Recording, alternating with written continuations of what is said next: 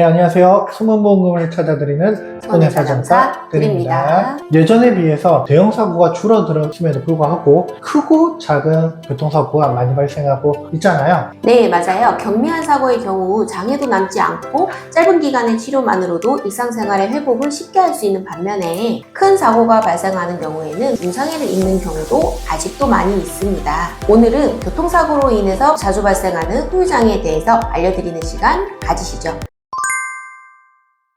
십자인대 파열의 경우 이러한 경우에 많이 발생합니다. 오토바이 운전 또는 탑승 중 사고 시 바닥이랑 무릎이 부딪히면서 사고가 나는 경우가 많아요. 네, 또 자동차 사고의 경우 차량의 급정거 또는 추돌로 인해서 무릎이 앞좌석이나 대시보드에 부딪히면서 발생하는 경우도 있고, 보행자의 경우에는 횡단 중에 차량 범퍼 쪽에 부딪히면서 발생하는 경우도 많이 있습니다. 네, 십자인대 파열이 되는 경우 사고 전 상태로 돌아가기 힘든데요. 그렇기 때문에 무릎에 영구적인 장애가 남게 됩니다. 십자인대 파열의 경우 장애율이 적게는 7%부터 많게는 29%까지 인정받을 수가 있는데요. 이 장애율에 따라서 미래의 상실 수익이, 즉 합의금의 차이가 많이 납니다. 네, 장애율도 문제지만 장애 기간도 문제가 되는데요. 보험회사에서는 영구장애가 아닌 한시장애를 주장하는 경우가 많고, 그 한시장애조차도 아주 짧은 기간을 주장하는 경우가 매우 많습니다. 이게 왜 중요하냐면 한시장애냐 영구장애냐에 따라서 합의금은 2배 이상, 3배 이상,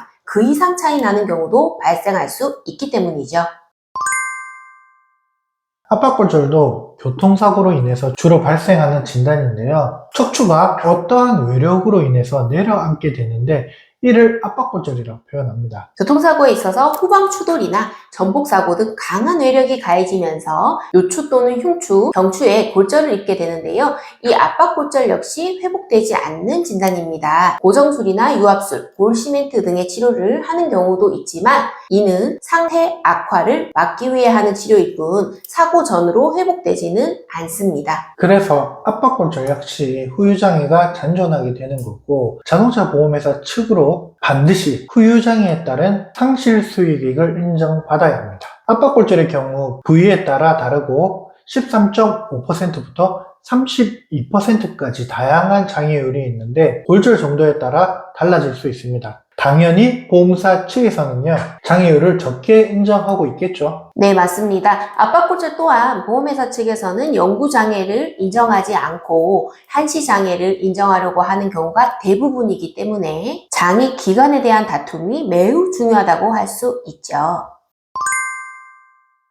삼가골절은 삼복사골절이라고도 하는데요. 이는 발목의 내과, 외과, 경골의 후가골절까지 된 경우를 의미합니다. 족관절의 삼가골절의 경우 오토바이 운전자에게서 많이 발생하는 진단인데요. 오토바이 급정거 중 넘어지거나 역과를 통해서 수상될 수 있습니다. 보행하다가 발생한 사고로도 종종 발생합니다. 삼가골절의 경우에는요, 치료기간이 굉장히 장기간이고 신경 손상 등의 문제가 발생할 수 있는 진단이기 때문에 후유장애 잔존 가능성도 매우 높습니다. 네, 그렇죠. 통상 14% 정도의 노동능력 상실이 예상이 되는데요. 보험회사에서는 이 또한 7% 정도의 장애를 인정하려고 하고 영구장애 인정은 매우 드문 경우입니다. 오늘 알려드린 세 가지 모두 후유장애가 예상되는 진단이고요. 그러다 보니 보험회사와 분쟁 또한 많이 발생합니다. 보험회사에서는 당연히 후유장애율이 높을수록 합의금이 커지다 보니까 앞서 말씀드린 세 가지 진단으로 청구가 들어오는 경우 다양한 사유를 들어 합의금을 감액하려고 할 것입니다. 네, 그렇기 때문에 오늘 알려드린 세 가지에 해당이 되신다면 반드시 전문가인 손해사정사 상담이 필요합니다. 교통사고 합의금은 보험회사에서 산정하는 대로 받게 되면 억울한 경우가 생길 수가 있습니다. 교통사고가 난 것도 억울한데 합의금까지 제대로 못 받는 경우는 없어야겠죠. 네, 맞습니다. 오늘 알려드린 이 세 가지 진단은 개인보험 후유장애 보험금까지 청구가 가능하니 이 부분 또한 챙겨보셔야 하겠습니다. 네, 오늘은 교통사고 후유장애가 남는 세 가지 진단에 대해서 알아보았습니다. 교통사고로 보험회사와 분쟁이 있으신 상황이시면 저희 손해사정사들로 연락주세요. 상담 빠르고 친절하게 도와드리도록 하겠습니다. 오늘도 시청해주셔서 감사합니다.